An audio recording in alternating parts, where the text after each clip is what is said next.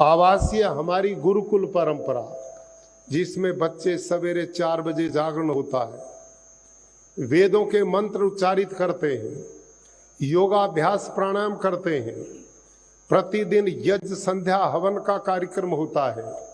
आर्य समाज के सिद्धांत वैदिक मूल्य अनिवार्य रूप से पाठ्यक्रम के रूप में पढ़ाते हैं। लेकिन पूज्य स्वामी जी से मैं आग्रह करूंगा कि गुरुकुल कुरुक्षेत्र में पिछले 20 साल से मैं आर्ष गुरुकुल भी चलाता हूं, जिसमें वेद वेदांग दर्शन शास्त्र व्याकरण के विद्वान भी तैयार होते हैं।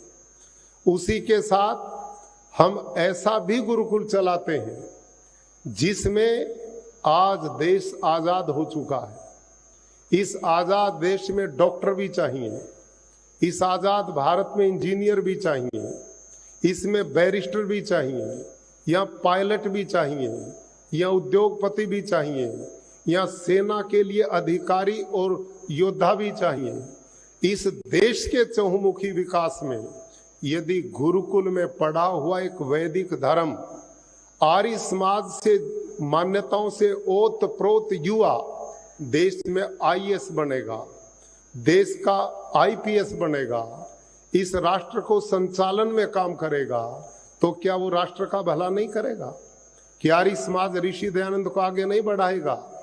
और जहां तक आर्य समाज का सवाल है, आर्ष पाठ विधि का सवाल है, स्वामी जी मैं स्वयं आर्ष पाठ विधि में पढ़ा हूं।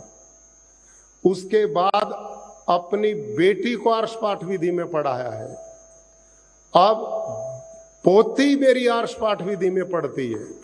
आप बताओ, आर्य समाज के जिम्मेदार बड़े बड़े पदों पर बैठे लोग एक मेरे को बता दो जिनका बेटा बेटी किसी आर्ष पाठ विधि में पढ़ता हो।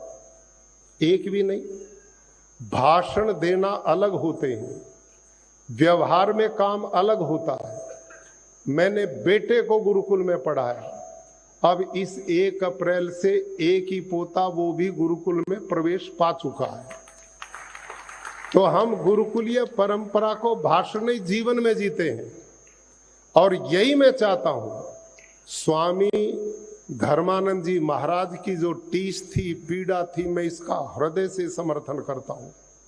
यही वो लोग हैं जिनकी मेहनत परिश्रम और सोच से आर्य समाज में विद्वान और आर्य समाज के ऐसे वेदों के विद्वानों की परंपरा जिंदा रह सकती है।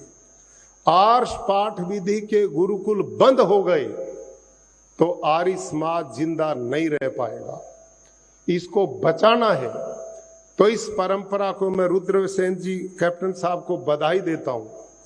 आप जो इस मिशन को बढ़ा रहे हैं, ये एक बहुत बड़ा कार्य है।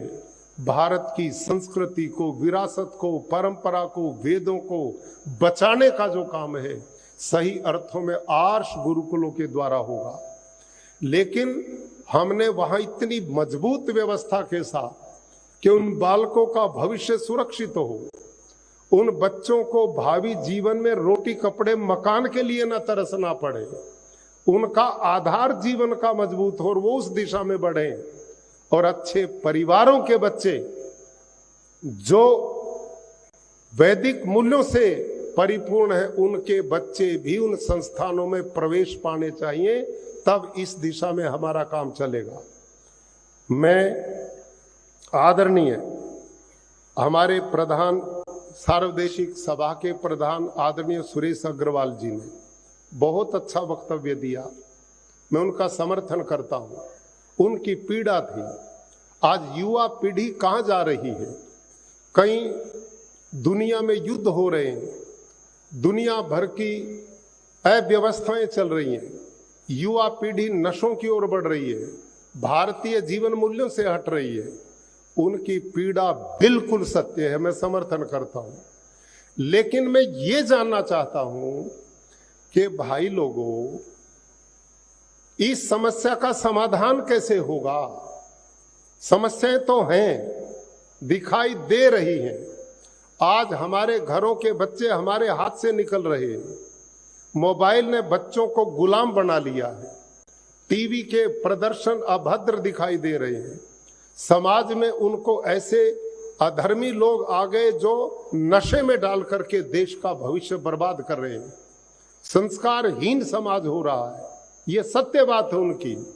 लेकिन इसका इलाज क्या है? इसका इलाज मेरे और आपके भाषण से नहीं होगा। इसका इलाज तब होगा जब आर्य समाज में विनय आर्य जी जैसे पूर्णकालिक लोगों की टीम खड़ी होगी। ऐसे लोगों की टीम खड़ी होगी और उनका जिम्मेदारी पारिवारिक हम लें और वो रात दिन एक मिशनरी बन करके जनमानस में आर्य समाज का काम करें।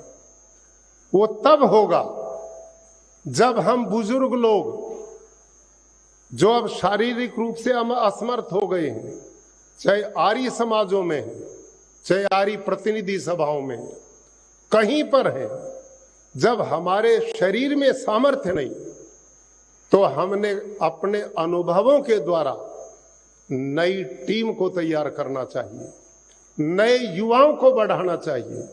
हमारा पूर्ण आशीर्वाद उनके साथ होना चाहिए।